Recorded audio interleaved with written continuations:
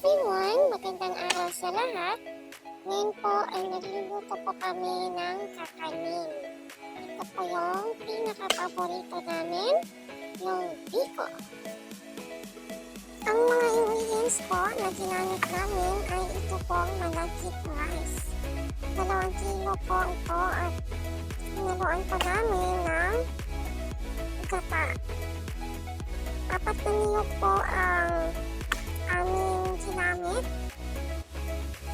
para mas lalong masarap po ang aming gagawing biko.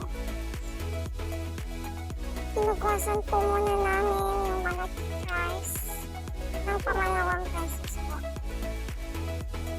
Tsaka isinalang na sa apoy.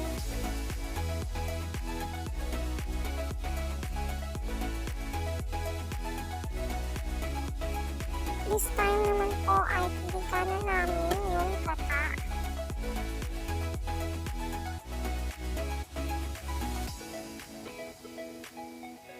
Sa aming mga Bisaya, pag kami po ay nagluluto ng bigas, yan po yung paraan ng pagsusukat namin kung tama na ba yung tubig sa bigas po.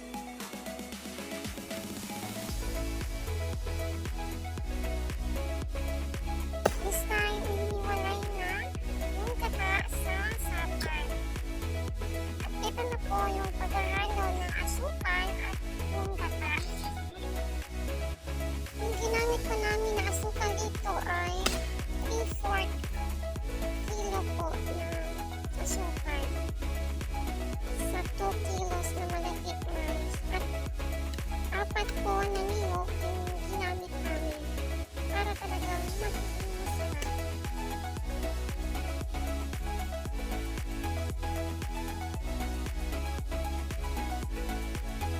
This time, luto na po yung malagkit rice. Isinalang namin.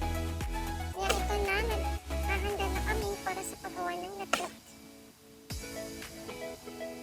At dumating na tayo sa most exciting part sa pagbibiko na kung saan talagang mangangalay yung braso mo sa kakahalo para sa paggawa ng latik.